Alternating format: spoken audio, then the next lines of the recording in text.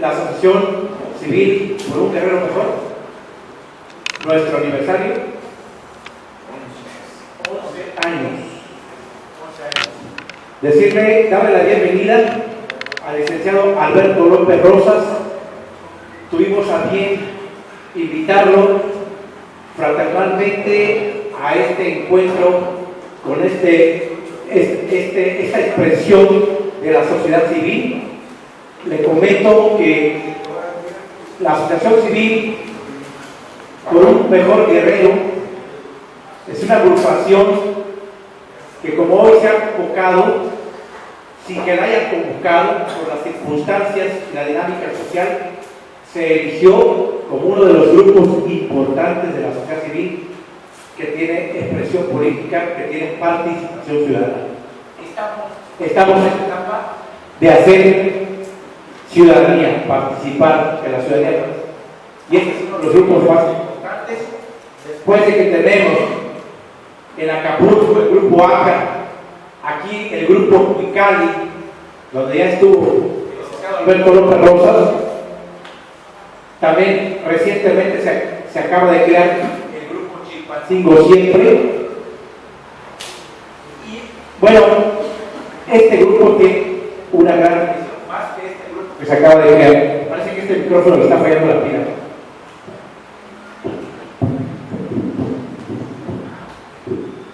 Sí, y entonces, pues vale la pena que los actores políticos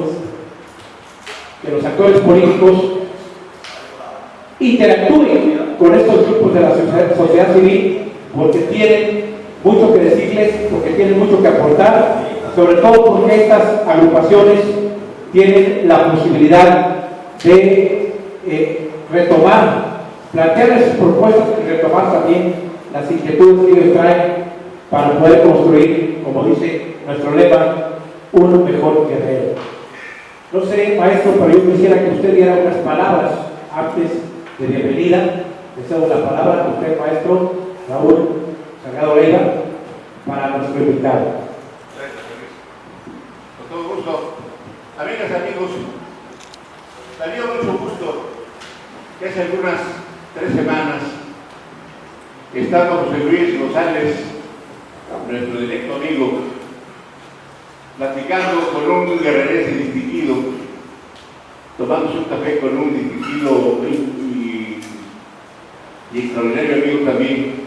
Me decía, oye, estoy con el tío López Rosas. Podríamos expresarle invitación para que la acompañe. Digo, no lo dudes, López Rosas se ha distinguido por ser un hombre sencillo. Don Alberto López Rosas, como todos sabemos, es originario de Acapulco y ha tenido varias oportunidades de servirle a su pueblo, a sus ciudadanos de Acapulco. Fue un presidente municipal que recuerdan los acapulqueños, porque su paso fue un paso de un hombre serio, de un hombre profesional, de un hombre honrado. Posteriormente tuvo bajo la oportunidad también algunos otros cargos de diligencia en el terreno de la abogacía, como Procurador General de Justicia. Los micrófonos para que usted tenga el aniversario de inicio del trabajo. Una transformación de conciencias constituye realmente un nuevo modo de hacer las cosas. La cuarta transformación es un mensaje recibido por la sociedad en julio del año pasado, donde por primera vez hay una masiva participación que da una legitimación indiscutible al nuevo gobierno del país, y es a través de ese mensaje como podemos entender que la sociedad buscaba un cambio, una transformación, y por primera vez una transformación en ese país que se logra a través de las urnas y no a través de las armas.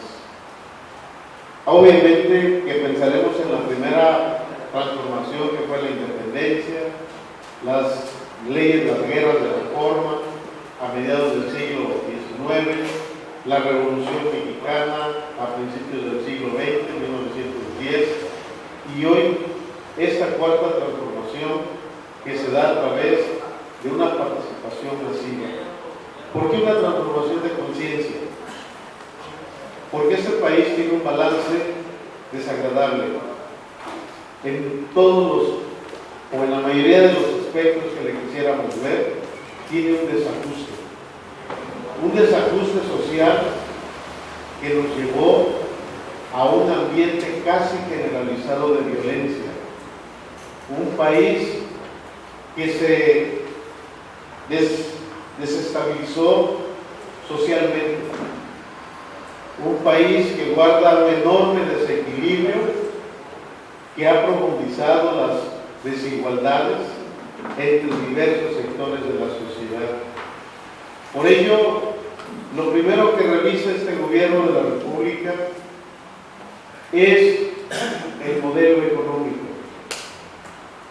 Yo debo reconocer en el priismo una primera etapa de su vida histórica que dio estabilidad al país, y como mexicano lo tengo que reconocer, porque no se trata de enjuiciar por enjuiciar, sino de hacer análisis objetivos y no viscerales. Pero desde hace 35 años se dobló la esquina, y lo que había sido una política de carácter social se fue transformando en una política de carácter financiera, donde predominaba más la rentabilidad económica que la rentabilidad social. Y esa diferencia entre la rentabilidad financiera y la rentabilidad social fue lo que ocasionó esos profundos desequilibrios en la sociedad, generándonos más de 50 millones en la pobreza y 10 mexicanos entre los más ricos del mundo, incluyendo obviamente, encabezándolo Carlos Slim. 10 mexicanos entre los más ricos del mundo y más de 50 millones de mexicanos en la pobreza, sin contar los que tuvieron que emigrar a los Estados Unidos en búsqueda de mejores oportunidades de vida. Esta política que se oficializó a partir de los años 80 en el país vino a apartar realmente a los mexicanos entre sí, vino a generar esas profundas desigualdades que llevaron realmente como causa fundamental a que el partido que durante muchos años había gobernado empezara a perder confianza en la sociedad.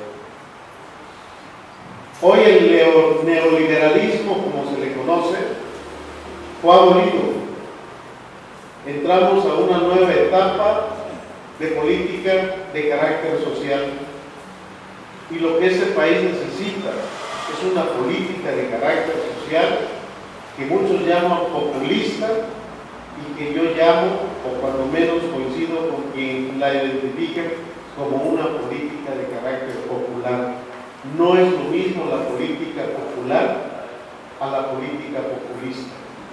El Partido Revolucionario Institucional en sus mejores años aplicó la política popular, y yo recuerdo y reconozco al presidente Adolfo López Mateos como un presidente el que representa uno de los mejores ejemplos de las políticas populares que se aplicaron en este país, independientemente de la política también del presidente Cárdenas.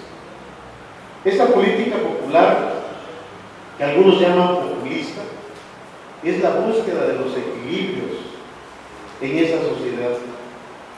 Muchos dicen, es que está regalando dinero. Creo los que creemos, en mi caso, yo creo que se están abriendo oportunidades para quienes estuvieron por muchos años marginados en este país. El caso muy típico, muy clásico, Coaproa. Coaproa nos representa el pago de intereses de casi 40,000 millones de pesos anuales por el rescate bancario que se hizo en 1994, bueno, la quiebra 94-95 y que fue rescatado en 1998, cuando se convierte la deuda privada, se convierte en deuda pública. Y al convertirse en deuda pública, son nuestros impuestos los que están afrontando ese quebranto financiero que nos dejó sin bancos. Nosotros nos amanecemos cada vez después en estas etapas, ¿cómo amaneció la bolsa? Si la bolsa cayó, si la bolsa subió, ¿cómo amaneció el dólar? O sea, nos enfrascaron, nos encapsularon en una política financiera que nada tenía que ver con las condiciones del campo en nuestro país, que cada día se fue empobreciendo más, pero nosotros estábamos informados si caía o no caía la bolsa, si caía o no caía el dólar, cómo amanecían las operaciones bursátiles, y nos fueron encapsulando en políticas muy ajenas al interés social de los mexicanos. Hoy tenemos que revertir esos efectos que durante 35 años fueron deteriorando nuestra vida económica y nuestra vida social.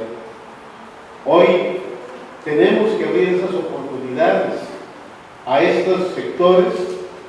Caso de ejemplificar también, en nuestros tiempos, ustedes lo deben recordar, había los aprendices.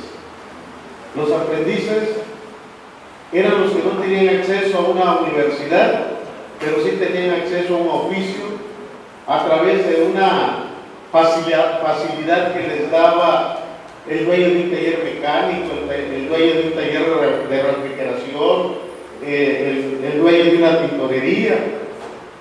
Y entonces, sin pago, estaban aprendiendo un oficio, y más tarde ellos mismos ponían sus talleres, y eso les representaba su ingreso, y no solamente individual, sino su ingreso familiar. Cuando se hacen esas reformas a la ley del Seguro Social, a principios de los 80, donde toda persona que estuviera prestando un servicio era incorporado inmediatamente al Seguro Social, era una incorporación automática. Los dueños de los talleres dijeron: no, yo no puedo pagarte el Seguro Social, mejor vete. Y ahí se fue desvaneciendo esa actividad que era complementaria en la enseñanza, para quien no tenía oportunidad de ir a la universidad aprendiera un oficio y pudiera tener sus propios ingresos. Ese trabajo de aprendiz ya existía. Hoy se está regresando a él con otra mecánica, otra modalidad. Hoy el que quiere ir a aprender un oficio, se le da el recurso al dueño del taller o al dueño del restaurante, si es que se está aprendiendo el trabajo de la mesereada.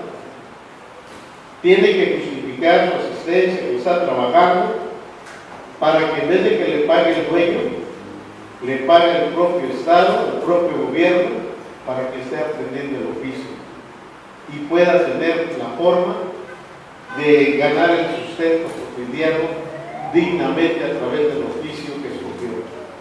No todos en esta sociedad, que nuestros padres, nosotros nos queremos imponer, queremos que nuestros hijos sean doctores, sean ingenieros, sean arquitectos, pero algunos quieren ser bomberos, algunos quieren ser carpinteros, algunos quieren ser guitarristas, y hay que respetar su vocación, aunque quisiéramos que todos fueran profesionistas. Creo pues que en esta nueva etapa de una cuarta transformación se pretende que vayamos a una sociedad que mantenga un desarrollo equilibrado, y esa será la mejor forma de ir abatiendo la violencia. La violencia no se genera en un municipio, la violencia no se genera en un estado, la violencia se genera en un territorio determinado, estratégico para quienes forman parte de alguna organización criminal o que se dediquen a actividades prohibidas. Es ahí donde se desarrolla estas confrontaciones. No es un problema municipal, no es un problema estatal, es un problema territorial, pero eso sí es responsabilidad de las tres instancias del gobierno atenderlo, coordinada de manera muy coordinada. La cuarta transformación es volver a las políticas populares. Cuando Adolfo López Mateos expidió el decreto de la distribución de libros de texto gratuitos, la oposición decía: es populismo, es una irresponsabilidad, es una obligación de los padres. Y lo que ocurrió socialmente fue un resultado satisfactorio, porque los padres tenían la obligación de mandar a sus hijos a la escuela y el gobierno asumió la responsabilidad de darles los instrumentos para ello. Y esa fue una cohabitación que vino a favorecer el desarrollo de nosotros, porque nosotros nos educamos en estos libros de texto gratuitos, sin duda, y lo que decían que era populismo era política popular. Y hoy tenemos que regresar a la política popular y ajustar ese dispendio que caracterizaba a la función pública, el dispendio de la clase política del medio hacia arriba, no del medio hacia abajo. El país requiere equilibrios, el país requiere reencuentros, el país requiere reconciliación, y el Estado de Guerrero es una pieza clave como entidad federativa en esta armonía que requiere nuestro país. Y Guerrero, si antes aportaba a los guerreros para las causas justas de este país, hoy tenemos que ser guerreros para la paz de este país. Y por ello estamos inmersos en un proyecto político que nos convierte en guerreros para la paz, porque nosotros debemos reencontrarnos como guerrerenses y tratar de encontrar mejores condiciones del ejercicio de la política, donde sin abandonar nuestros principios y convicciones aportemos para que podamos convivir de otra manera. Guerrero tiene muchos hogares con asientos vacíos, muchas familias desintegradas por la violencia.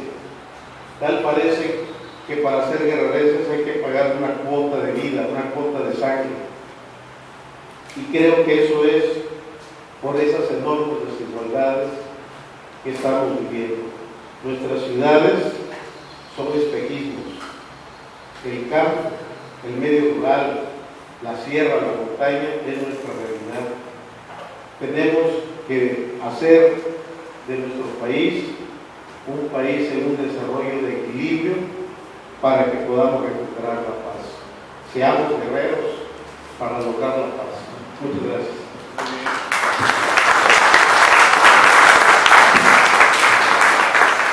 Dice que en política importa la biografía. Bueno, nos saltamos aquí porque vamos a leer lo que es el currículum de Alberto López Rosas. Nomás quiero decirles que eres licenciado en Derecho, su tesis profesional, la prescripción como forma extintiva de obligaciones. Ha sido un profesor de la preparatoria de La Salle, de Acapulco, 1983-86, presidente de la Barra de Abogados, Asociación Civil, Colegio de Abogados del Estado de Guerrero, con sede en Acapulco, secretario general del Ayuntamiento en Acapulco en el 92-93, en 1997 al 2000 fue diputado federal por el Distrito 10 de Acapulco, presidente municipal constitucional de Acapulco del 1 de diciembre de 2002 al 30 de noviembre de 2005, presidente de la Asociación de Autoridades Locales de México, AC, en agosto de 2004-2005, en mayo, agosto de 2005, presidente de la Conferencia Nacional de Municipios de México. Del 1 de abril al 13 de diciembre de 2011 fue Procurador de Justicia del Estado de Guerrero. En mayo de 2013 al 2014, Secretario de Trabajo y Previsión social en el gobierno de Guerrero. De 2016 a 2017, coordinador de asesor del presidente municipal de Acapulco. Estas son algunas de las cosas importantes de la biografía, del currículum y bueno, obras dedicadas al amparo como medio de defensa, terminación, una historia como tantas, el sol me lo permitió, mi pensamiento, Ayotzinapa, verdades, sesgos y falsedades, una infamia desde el poder. Yo reitero que la biografía es importante, pero más importantes son las circunstancias. Yo identifico, aparte de todo este currículum, a Alberto López Rosas por la reciente entrevista que le realizamos como un defensor de las instituciones. Quizás se lo pueda decir más adelante. Vamos a abrir una ronda de participaciones. Generalmente son 3 participaciones, maestro Raúl, las que se registren. Así que por favor, preguntas. Estamos con el tema del proyecto político que trae Alberto López Rosas. No le hacemos caso a aquellos llamados en que dicen que no se adelante nadie, que no se pongan nerviosos, ¿verdad? Este mensaje de Chilapa, aquí estamos interactuando en una versión de la sociedad civil. Esteban Mendoza, ¿verdad? Esteban Mendoza. A tu lado levantaron la mano también. Allá, ¿quién fue? Toño Hernández. Luego tenemos aquí adelante también Teodoro Sánchez.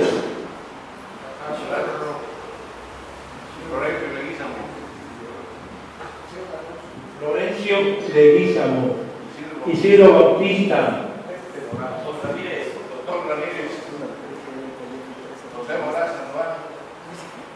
José Moraz. ¿Hay alguien más aquí, Ramírez? Jorge León, perdón, ¿me acuerdan por ahí? ¿Ramírez? Tom Ramírez. Está larga la lista. Está larga la lista. No me estreso, maestro. Estamos bien, vamos caminando bien. Vamos a abrir con el maestro Esteban Mendoza. Gracias por participar, maestro. Gracias, muchas gracias, José Luis. Pues qué bueno volver a saludarte, Alberto. Bienvenido a esta, como ya lo dijo el maestro, tu casa. Es una asociación civil plural, muy plural, y en eso reside quizá su valor para la sociedad guerrerense. Es magnífica la oportunidad que se da en esta ocasión de que podamos intercambiar puntos de vista, dos visiones diferentes de la política en general. Qué bueno que tú aquí estás como representante de la cuarta transformación, y estamos también aquí personas que no comulgamos del todo con esta nueva etapa, ¿no? Tenemos algunas dudas, algunas preguntas y algunas reflexiones que creo que esta oportunidad es de oro para que podamos hacerlas, ¿no? En el caso concreto, nos preocupa mucho, en mi caso personal, y quisiera preguntarte cómo se saldrá de este estancamiento económico que tenemos en el país, porque los empresarios dejaron de confiar en el Poder Ejecutivo para hacer inversiones y poder salir adelante como nación. Esa es una primera interrogante. La otra sería, si también muy preocupante, es, ¿tú sinceramente crees que la política de abrazos y no balazos termine con este infierno que estamos viviendo todos los mexicanos en distintas regiones del país, ¿no? Focalizada quizá como más, y Guerrero ha sido uno de los estados que ha padecido con mucha fuerza esta violencia. Y sí nos preocupa un poco que esta política de abrazos, no balazos, pudiera no ser la respuesta adecuada para esta grave situación, sin dejar de reconocer las grandes intenciones de cambio profundo que que el presidente de la República ha manifestado y con estamos de acuerdo con la austeridad, con la no corrupción, con el ataque a privilegios. Por supuesto que todos los mexicanos estamos de acuerdo en esos puntos esenciales de la política de Andrés Manuel López Obrador. Pero sí nos preocupan, en mi caso personal, esas dos cuestiones: la cuestión económica y la cuestión de la inseguridad galopante que vivimos. Muchas gracias.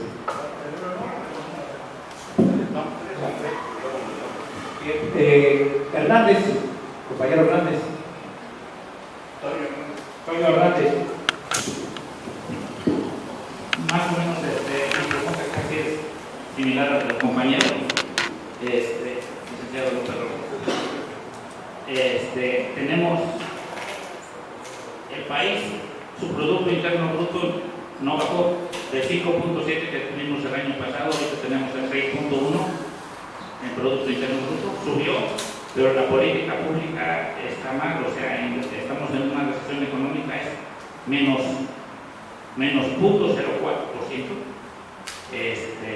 porque se ha descapitalizado el campo, también los indicadores de la delincuencia no han bajado, subieron, y al finalizar el año, vamos a tener más asesinatos que el año pasado. Ya es un año de gobierno, se dijo que iban a bajar. Mi pregunta es aquí, ¿qué se está haciendo con las políticas públicas? Sí, tenemos 6.1 millones para el 2020, ahorita tenemos 5.7 millones en el 2019. No estamos mal, el país en sí, la economía subió un porcentaje de 5.7 a 6.1, pero le hemos dado tanto al gasto social que ahorita le quitamos 30.000 millones de pesos al campo. ¿Sí? Cuando ya no se le está dando impulso a la inversión en el país. Entonces, y ahorita prácticamente estamos en recesión económica. ¿Qué se tiene que hacer para reactivar las políticas o reorientar las políticas públicas? Es mi pregunta. Vamos con Teodoro Sánchez.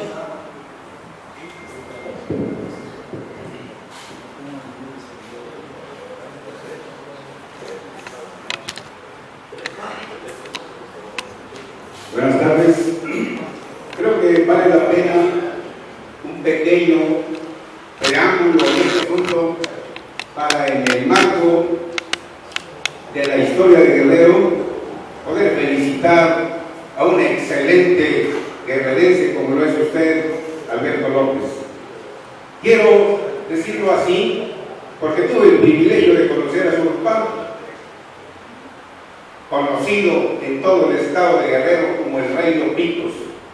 ¿Y por qué era el Rey Lopitos? Porque fue un guerrerense bien identificado en forma muy cercana y de un gran cariño, de un gran humanismo con la mayoría de los acapulqueños, pues, y por todas las colonias de Acapulco. Y quiero referir, si me lo permiten, con un chispazo, un recuerdo que llevo grabado. Un día, platicando con el doctor Virgilio Gómez Moarro, rector de la universidad hasta 1965, nos comentaba, porque estábamos algunos más compañeros. Dice, un día tuve la necesidad de volar urgentemente a Estados Unidos, donde yo, como cardiólogo, tenía que ir a Rochester a efectuar una operación.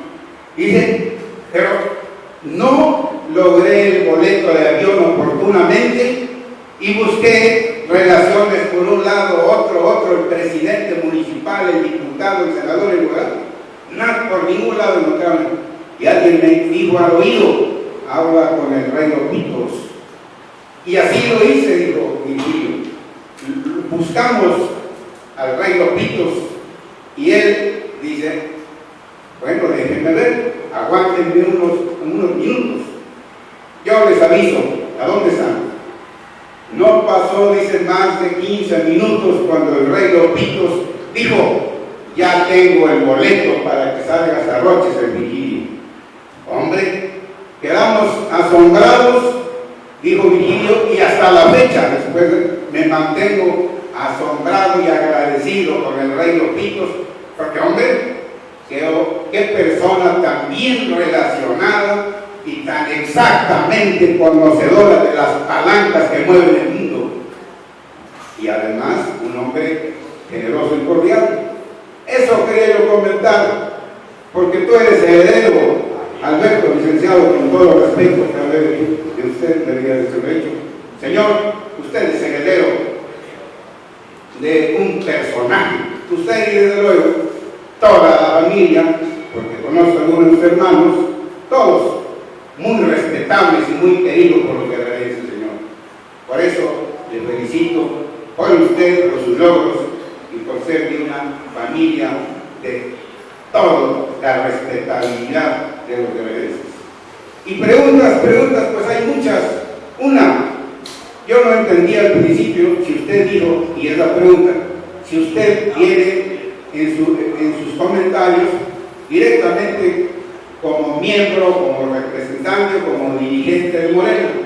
Eso no lo entendí, quisiera que usted nos comentara. Dos, que se desprenden de los comentarios del maestro Hernández, que es economista. Preguntarle yo con sencillez, señor, ¿realmente aquí en México, en Guerrero, no hay crecimiento económico? ¿O sí hay? Pues, ¿hay o no hay? En términos sencillos que nos lo digan, ¿no? Y tercero, hay muchísimas más preguntas, pero bueno, aquí para el estado de Guerrero nos ha ido de la... Todo el mundo lo sabe, que hay un recorte por 2.000 millones de pesos para el próximo año 2020, ¿verdad? Esto también es cierto, ¿no es cierto? Y yo, pues si es así, pues sí, las finanzas de nuestro estado van a sufrir un grado de deterioro. Y traigo otra pregunta para tu seguridad. Las sumas que se venían utilizando todavía en 19 para la infraestructura de la educación en el estado de Guerrero, ¿sí se van a tener para el próximo año o ya también? Digo, por mencionar tantas y tantas cosas que se dicen, pero bueno, algunas veces, como en su caso, que sé un poco, a lo mejor no hay certeza, no hay precisión, y ese es el asunto que queremos escuchar: certezas, precisiones, con sencillez, para que salgamos mejor nutridos. Y en fin, ahí le voy a dejar para que haya otros compañeros que puedan preguntar. Tiene la palabra el licenciado Alberto López Rosa. Muchas gracias. Si hay acercamiento, me preguntan, de la economía. Primeramente quiero decirles, adelantándome a contestar las preguntas de Antonio, del señor Teodoro Sánchez, quiero decirles que no estoy hablando a nombre de Morena, ni estoy hablando a nombre del presidente de la República. Estaría yo invadiendo esferas que no me corresponden. Estoy hablando como un ciudadano, como un guerrerense interesado en la vida pública, en la vida política del país y del Estado. Estoy hablando como un potencial aspirante a participar en la discusión y en los debates de esta nueva etapa que se está viviendo en este país. Y yo entiendo que hay en algunos zozobra, en algunas preocupaciones, en algunas inquietudes, en algunas incertidumbres, algunas fundadas, algunas bastante infundadas. Los que generan información, en su mayoría, son los que estuvieron en contra mediáticamente del proyecto que representa Andrés Manuel López Obrador, y hoy continúan en una política informativa deformada, degenerada en muchos casos, y eso es lo que va de alguna manera generando esas inquietudes también. Hay motivo para pensar qué va a pasar en este país, pero también hay razones de sobra para explicarlo. Estamos en una purga, Es una purga. Primer año de gobierno es una purga. Y la purga causa malestares, incomodidades. Porque la purga tiene que romper inercias, tiene que romper círculos viciados, tiene que romper usos y costumbres infundados. Cuando pasan los efectos de la purga, el cuerpo se siente hasta ligero. Y eso es lo que está pasando en nuestro país.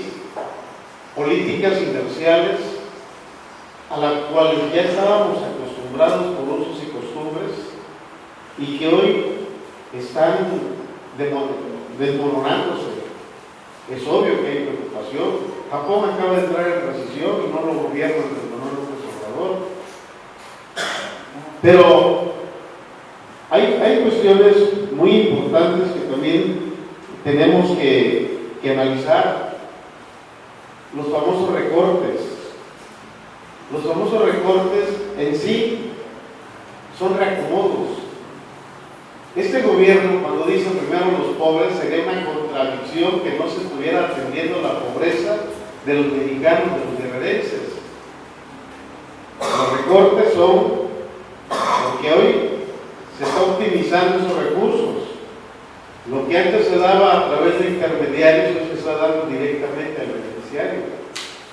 Entonces sí hay recortes, pero hay recortes para aplicarlos a áreas de carácter social que estaban desatendidos, y eso va estableciendo un ingreso familiar de equilibrio, sobre todo en esos sectores. ¿Para qué se van a hacer recortes? Para ahorrar, cuando no se puede ahorrar cuando hay pobreza, y lo vemos en los hogares mexicanos. ¿Cuántos tienen cuenta de ahorro en los bancos? Si acaso un 5% o 7% de los mexicanos. No se puede ahorrar cuando hay pobreza. Sería una contradicción que el gobierno estuviera hablando de ahorros para mantenerlos guardados y no invertidos en las áreas que se habían desatendido con anterioridad. No puede haber ahorros en salud. Es cierto, y lo admito como simpatizante de este proyecto, lo admito que en todo inicio de cualquier actividad hay noviciados. Es cierto, cuando uno empieza a ser padre paga un noviciado, cuando uno empieza a emprender una nueva empresa hay noviciados, pagamos el costo del aprendizaje, lo que comúnmente se llama así, noviciado. Pero el noviciado tiene que pasar en su momento, y después del noviciado viene el arranque y la estabilidad. Yo no puedo negar que haya noviciado, pero es un aprendizaje que en el segundo año ya no podría justificarse, y en ese noviciado pagaron muchos pecadores. El caso de las guarderías. Las guarderías tuvieron un círculo viciado. El costo, el precio de las medicinas, se rompieron esos vicios que por décadas se habían hecho sus costumbres. Y bueno, quizás no se encontró esa oportunidad alternativa, es cierto. Ese es el costo del noviciado. Y yo les digo, fui presidente municipal y soy padre de familia. Nadie me enseñó a ser padre de familia. Lo aprendí por semejanza con lo que me acuerdo de mis padres. Nadie nos enseña a gobernar. Aprendemos de las sanas experiencias de otros gobiernos, pero nadie, no hay escuela para aprender a ser padres, no hay escuela para aprender a ejercer el poder. De ahí que el noviciado tenga su costo y tenga sus consecuencias. Pero creo que si algo ha cuidado este gobierno es la economía. Y yo estoy seguro que, y lo dijo inclusive el presidente de su visita a Chilapa, lo dijo en la cuestión de fertilizantes, reconoció que se cometieron algunos errores, pero que en este ejercicio próximo van a quedar corregidos. Lo importante es que se admita que hay errores para corregirse y podamos evitar que vuelvan a pagar justos con pecadores, y eso lo ha reconocido el presidente. Por eso, contestando también a nuestro amigo Toño Hernández,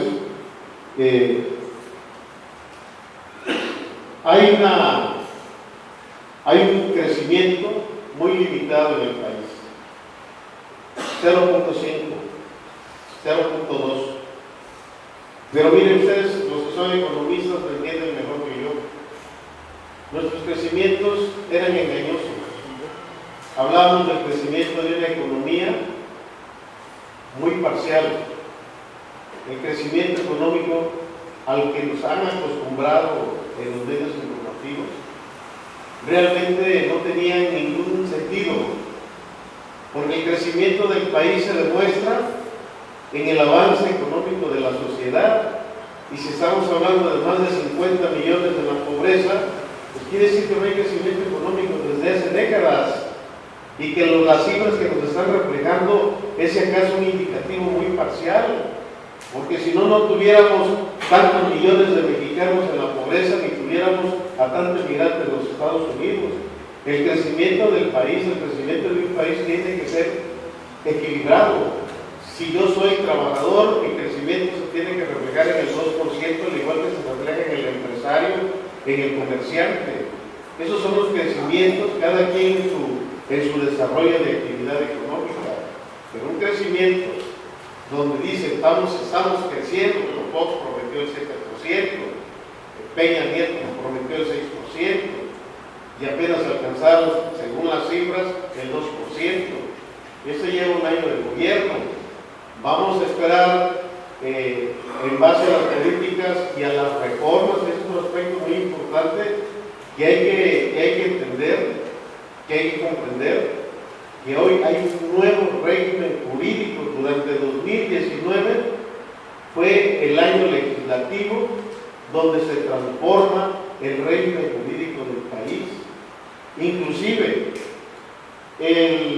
la revocación del mandato nos convierte de una república representativa a una república participativa. Los conceptos van cambiando. De ser una república representativa, pasamos a ser una república participativa, porque la sociedad recupera su derecho a quitar a un gobierno cuando este gobierno no está dando resultados al país o a un estado. Es su derecho y se está reivindicando esa facultad de correr a cualquier gobernante que no está dando los resultados que esperábamos o no está cumpliendo lo que ofreció durante su campaña. Ya no es una representación lo que vale es la participación de la sociedad, y durante todo este año se transformaron varios aspectos de nuestro régimen jurídico que tienen que empezar a dar resultados en el 2020 como consecuencia de estas nuevas legislaciones que se han aplicado en el país. Yo le agradezco todo el recuerdo que tiene de mi señor padre. Me dice qué coincidencia. Mi señor padre tuvo una gran amistad con el presidente Adolfo López Mateos. Gracias a don Adolfo López Mateos se logró estabilizar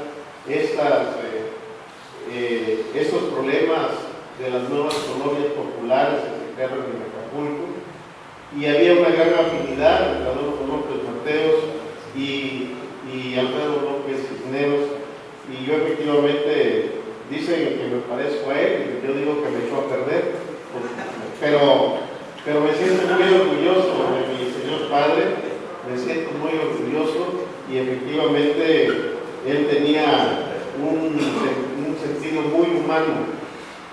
Él, hace unos días que se celebró el Día del Músico, el pasado 22 de noviembre, recordaba que él en La Laja constituyó una banda de música entre puros niños, y ellos, muchos de ellos ahora son profesionales, y fueron organizados en La Laja, teniendo apenas 6, 12, 14 años, ya empezaban a tocar instrumentos musicales, y de esa manera algunos se quedaron ya en su oficio y lo recordaban como el principal promotor de esta actividad actividad en el mundo de la música.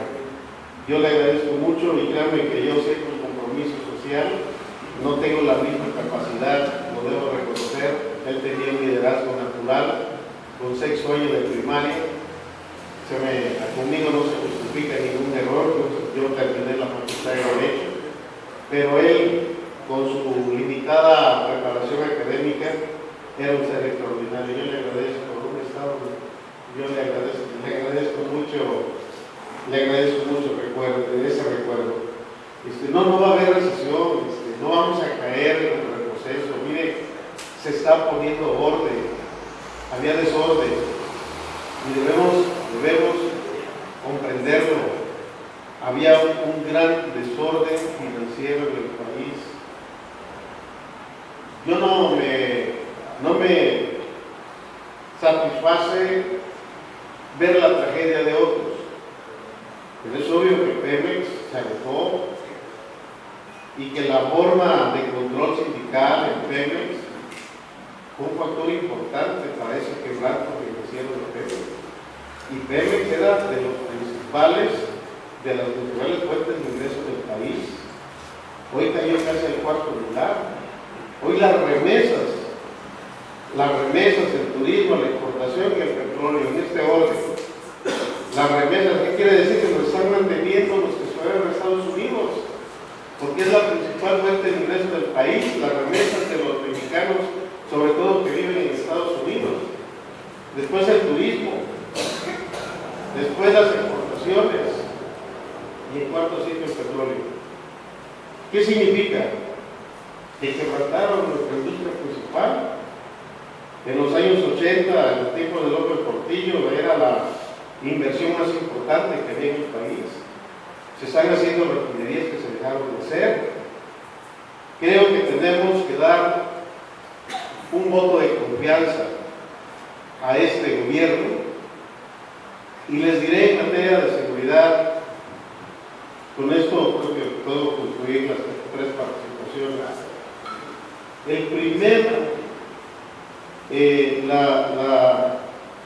La primera obligación de un gobierno del Estado mexicano es preservar la vida. Y algo que pasó en Culiacán lo demuestra. Ya no más muertes colaterales, ya no más daños colaterales. Eso se evitó en Culiacán. Dicen y decimos los abogados, y dice la sociedad en sus valores, en sus principios, que más vale un culpable libre que un inocente preso. Más vale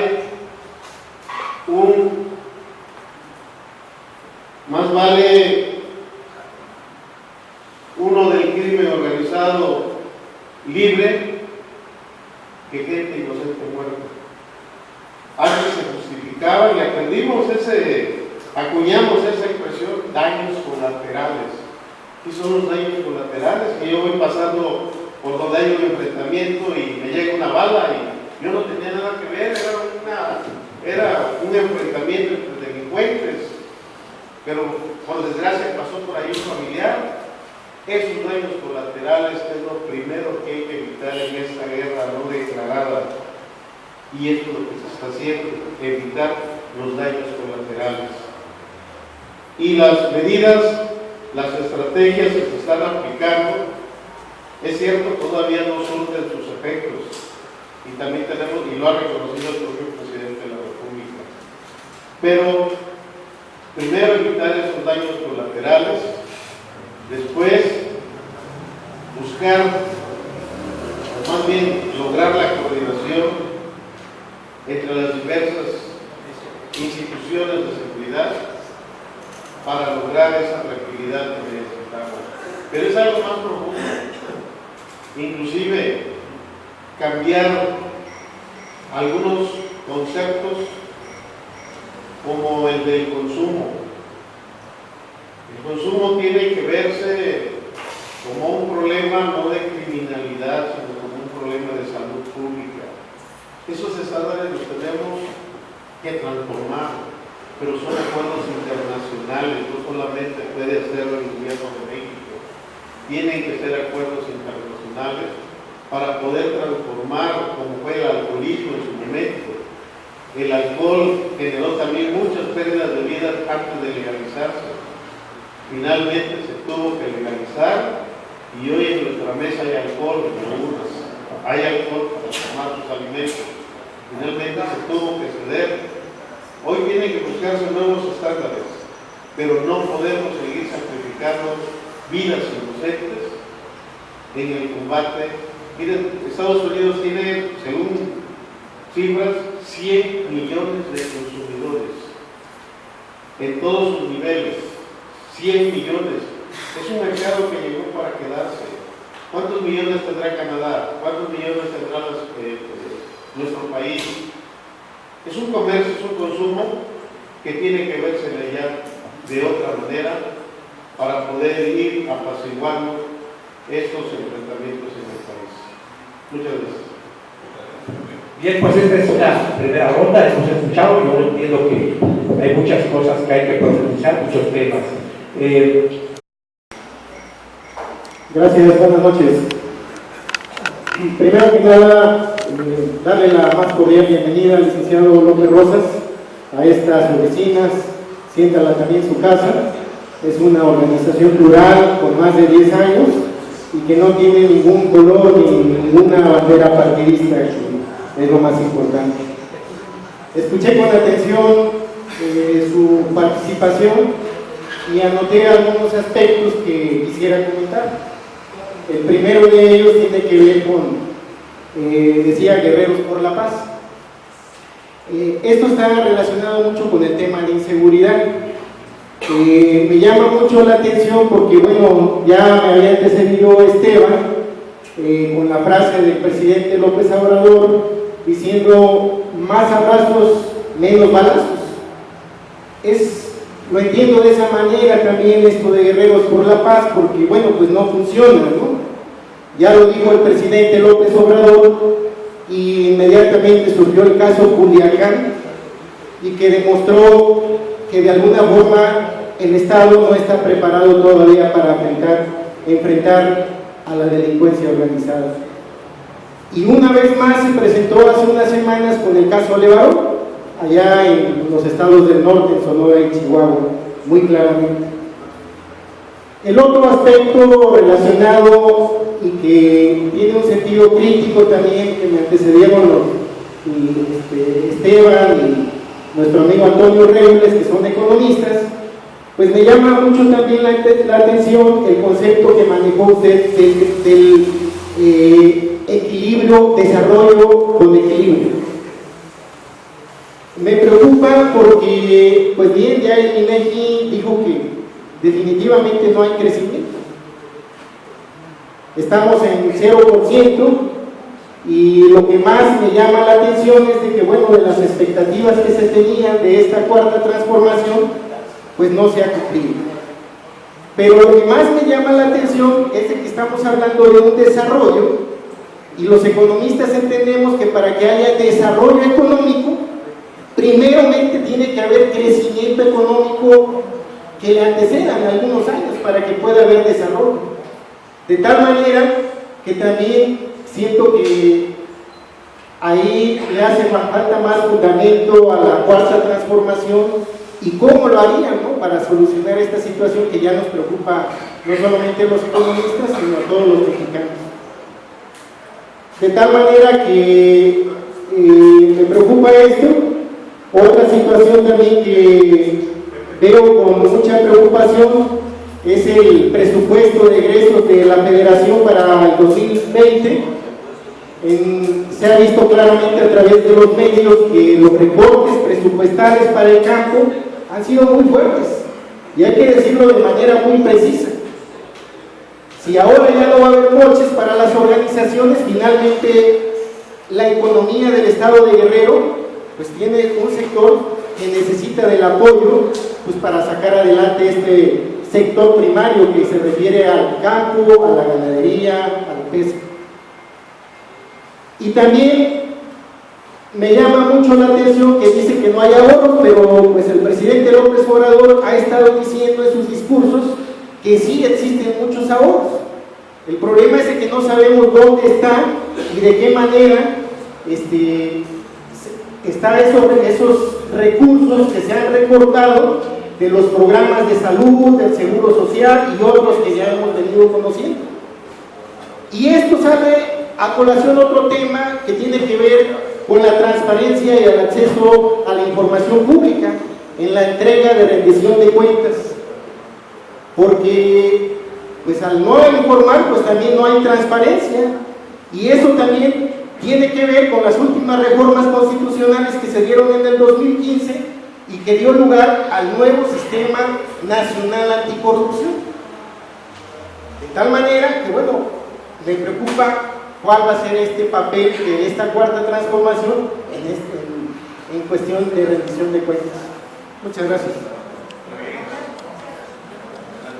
Bien, vamos a continuar con esta lista de inquietudes importantes, inquietudes que se están expresando a nuestro invitado especial, Isidro Bautista. Tienes la palabra, periodista, colega y amigo, también colega y amigo Gamaliel. Te mando un saludo.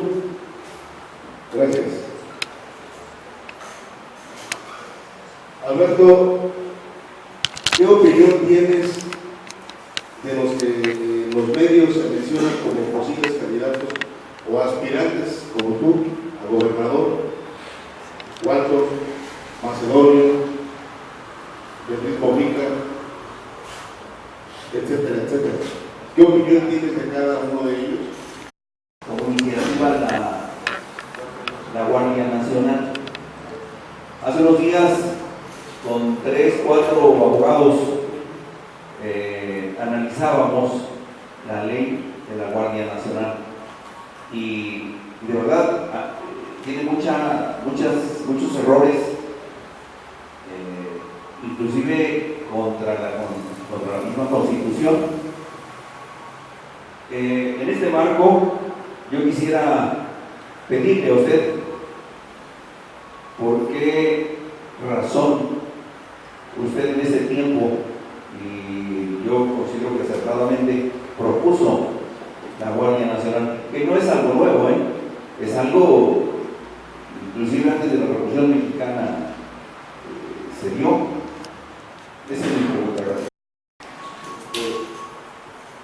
Obviamente que yo pongo mucha atención a sus preguntas, a sus inquietudes, porque de alguna manera a mí me nutre para poder hacer un catálogo de esas inquietudes y en su momento, si es que el amor llegara, como dice una canción, podré yo tener más o menos el pulso, el sentir de quienes expresan sus inquietudes, sus pasiones, sus emociones y sus auténticas preocupaciones también.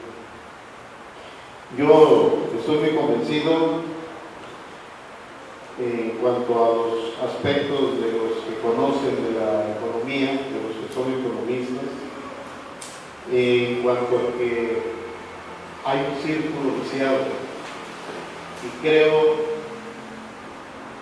que podríamos a esas alturas hacer un balance. Se preocupan algunos, y respetuosamente lo digo, porque se dice que hay recorte en el campo. Y yo les digo que antes de haber recortes en el campo, que antes no había recortes en el campo, y los niveles de producción no aumentaban.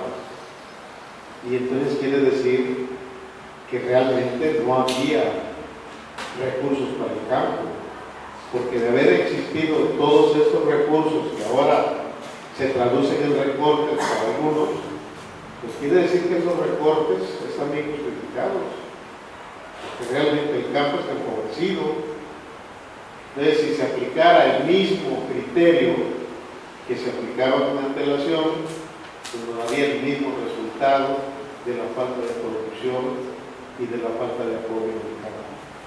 Por eso es que no coincido con quienes hablan de un recorte preocupante. Estos recortes se generan esos ahorros. Yo acepto que se haya ahorros. Lo que no acepto es que se piense que están guardados, sino se crea una Secretaría de Bienestar Social donde se están canalizando lo que antes era el Seguro Popular, hoy se está canalizando a la Secretaría de Bienestar Social esa protección a quienes no habían tenido, los que no tienen derecho a la asistencia social o institucionalizada. Claro que se están canalizando, ya con otros conceptos, decían que iba a desaparecer el Procampo, y hoy se está aplicando un programa más amplio que el Procampo. Ahí van los ahorros de esos recortes que finalmente no beneficiaban al campo. Me decían aquí en el Bajo Balsas hace unas semanas, ahí producen cacahuates. Antes se los pagaban a 23 pesos, hoy se los pagan a 11 pesos. Dejaron de producir cacahuates porque era incosteable el precio. Entonces, ¿dónde está el apoyo al campo? Creo que esto es cuestión de la paciencia para ver las inversiones y los resultados de esta nueva política de apoyo al campesino, de apoyo al agricultor. El presupuesto de ingresos se hizo de acuerdo a la propuesta del presidente. Y es cierto, los diputados, su mayoría lo aprobaron, y lo aprobaron en una sede alterna precisamente para evitar el chantaje histórico, el chantaje tradicional de que tienes que darlo a través de las organizaciones sociales. Y eso pues muestra valor, muestra carácter, muestra decisión de transformación. De otra manera, pues ese era el problema educativo en el estado de Guerrero, fue que en un momento un gobernador autorizó clases que no estaban presupuestadas, y al no estar presupuestadas pues no había dinero para pagar, y lo hicieron bajo presión política y se cedió, y a la larga que vino a generar un problema del cual todavía no alcanzamos a salir. Yo creo que hoy tiene que haber una resistencia para que realmente se sienta esa cuarta transformación. De lo demás sí sería como algunos críticos dicen, ¿no? Si se cediera sería transformación de cuarta. Al no cederse, sí es una cuarta transformación. Y eso es lo que se está demostrando a una costa de presiones, de movilizaciones, de bloqueos, pero habría que resistir para que verdaderamente se beneficie a quien se tenga que beneficiar. Por ello, creo que se están canalizando de manera más responsable estos apoyos al campo.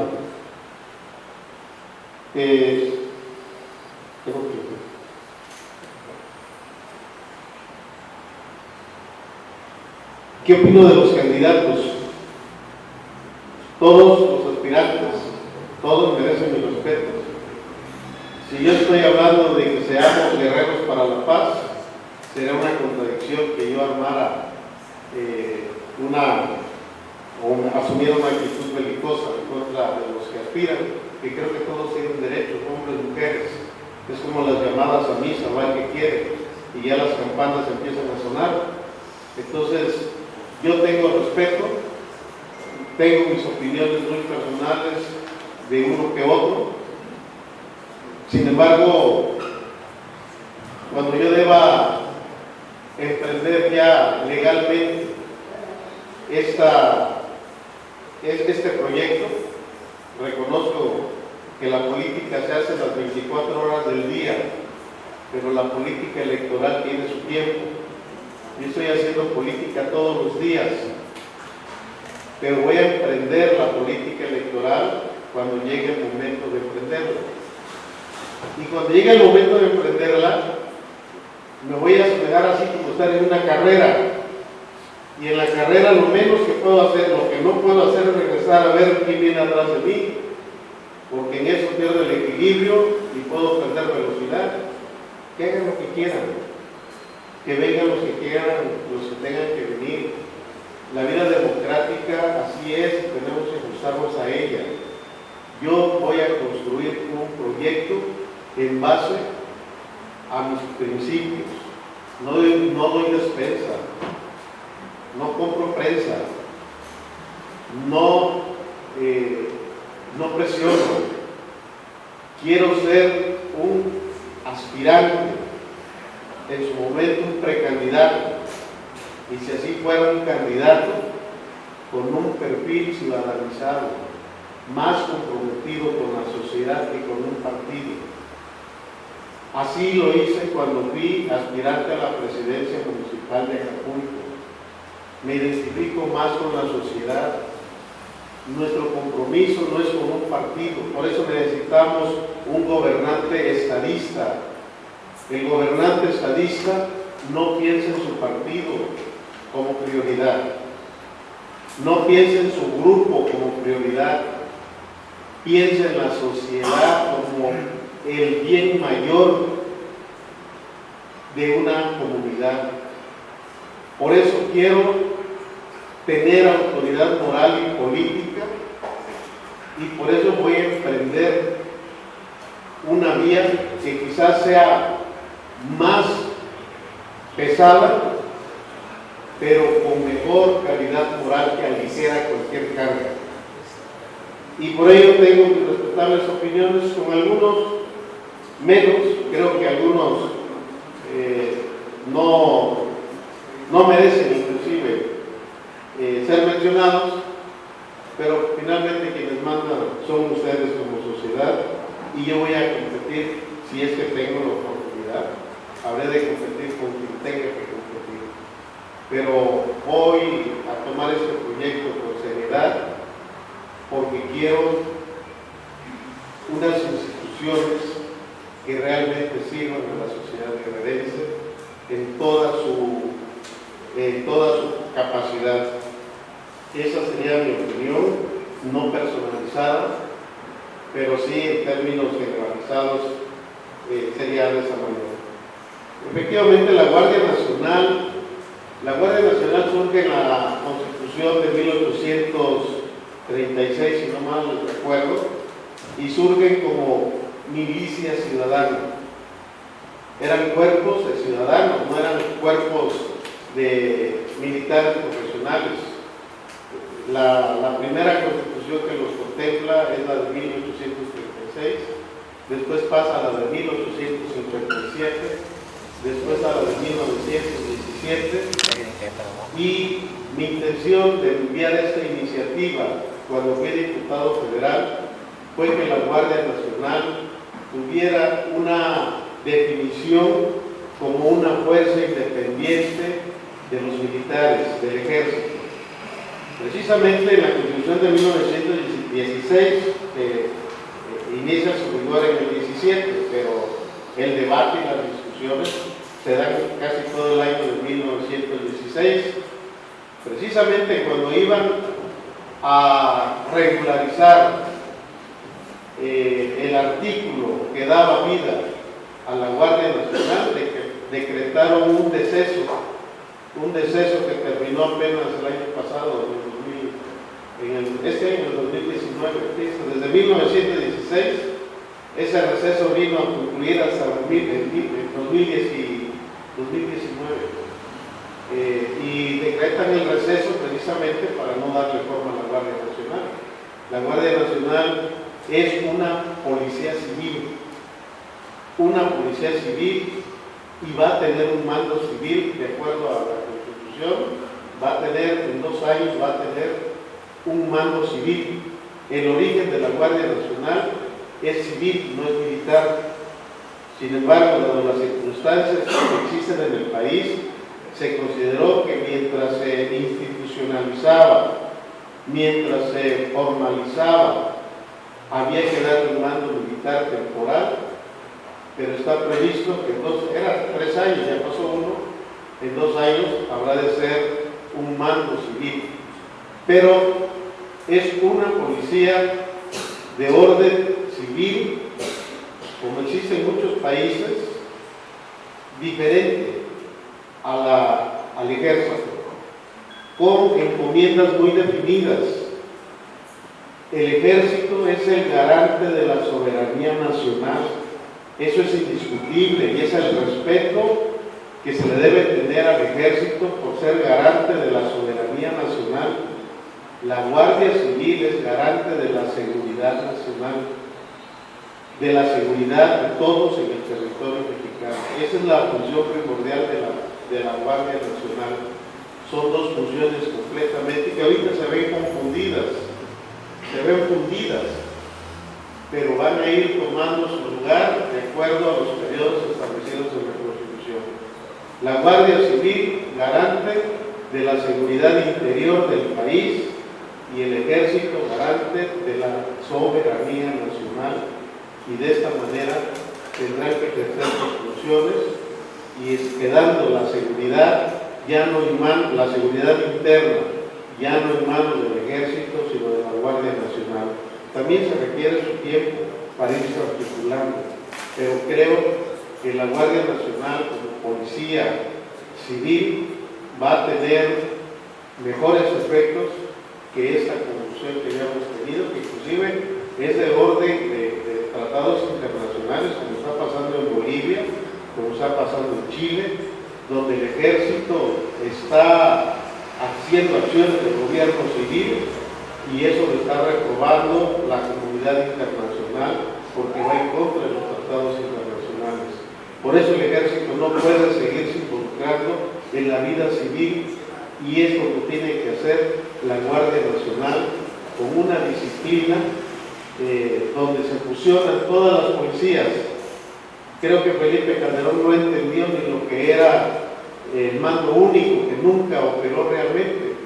Hoy la Guardia Nacional es una policía única y que en su oportunidad tendrá que verse su definición constitucional.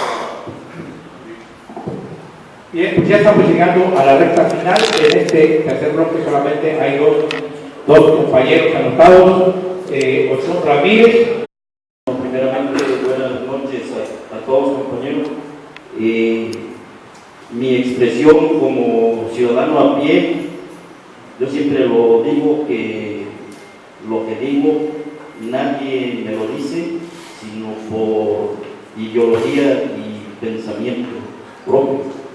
Mi nombre es Otón Ramírez Barragán. Yo soy originario de un pueblo de la montaña que se llama Alcozauca, y revivo este antecedente porque el señor presidente de la República, el sábado y domingo que hizo un recorrido por esa región, hizo referencia a la humilde profesión de un profesor que se llama Otón Salazar Ramírez, y lo expreso que nadie en ese pueblo nos dijo que la lucha se debe de dar por principios de ideología.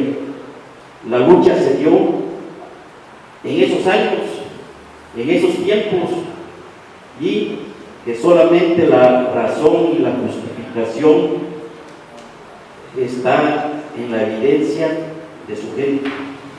Hubo errores, hubo aciertos, de acuerdo. Hago referencia en lo que se le refiere al campo de Guerrero, que es donde conozco y comparto el paradigma de autosuficiencia alimentaria. Quiere decir que hay que producir de acuerdo a la vocación de las regiones, con su gente, respetando el entorno en donde vivimos y respetando el ejido y la comunidad. O sea, es un paradigma sustentable que valdría la pena reflexionar. El día de ayer compartí con muchos compañeros y que dicen, oye, voy a hacer vida, antecedentes rápidos. En el 2018, en el campo, donde quedaron 3.258 millones de pesos, no se sabe a dónde llegó ese recurso, esos proyectos. Sin embargo, lo vinculo porque el fin de semana yo estuve en el norte de la República, en Saltillo, en Monterrey. Totalmente diferente la vida de un estado del sur a los del norte centro. Por lo tanto, lo expreso, usted como visionario, ¿cómo sería una vida política para Guerrero en razón de los estados del norte, que no es lo mismo y no serían los mismos indicadores económicos? Porque aquí en el sur queremos saber si hay economía, si tenemos billetes en la bolsa, ¿sí? No de indicadores, porque eso es otra cosa, de análisis. En razón de eso, el campo ha tenido un periodo en que yo no le puedo llamar que si está en abandono o lo que sea, pero en destrucción, vamos a decirlo parcial, porque todavía existen las ruinas de bodegas de fertilizante, de bodegas lo que fue la Conasupo, ¿sí? Sin embargo, ¿qué haría usted con el programa de fertilizante que ya el presidente de la República dijo que va a continuar y que se retoma la experiencia para otros estados? Sin embargo, nadie es culpable en Guerrero de quien autorizó 4 bultos de sulfato de amonio, 2 del famoso triple 17 o el morenito granulado y una bolsita de biofertilizante que le llaman, y los 2 bultos de semilla.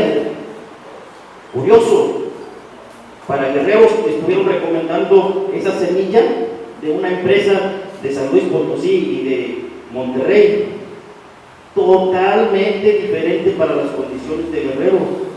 Y esa semilla, una está guardada en la casa de los productores, otra la vendieron, de tal manera de que yo estuve preguntando, oye, ¿y quién recomendó eso?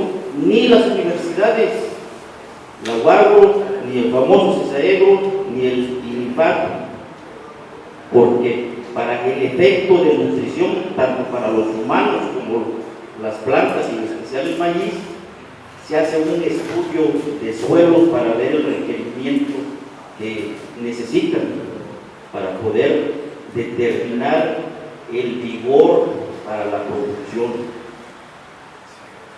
Pues es muy importante. Entonces, yo soy parte del ciudadano a pie, que no me asustan las cosas, pero sí comparto que un cambio debe ser para bien, pero a veces tropezamos. Entonces necesitamos los ciudadanos ver, retomar cómo hacer. Y ya entendí su visión, que usted dice que si usted es, y si llega en cuestión de política, ¿qué haría para salir de esa retrógrada de pobreza, marginación, abandono, no solamente en el campo, sino en la ciudad? Muchas gracias. Bien, vamos con el exalcalde de Chilpancingo, Jorge Rodero. Vamos a pedir concretar las preguntas, porque ya nos estamos alargando un poquito, pero bueno, adelante.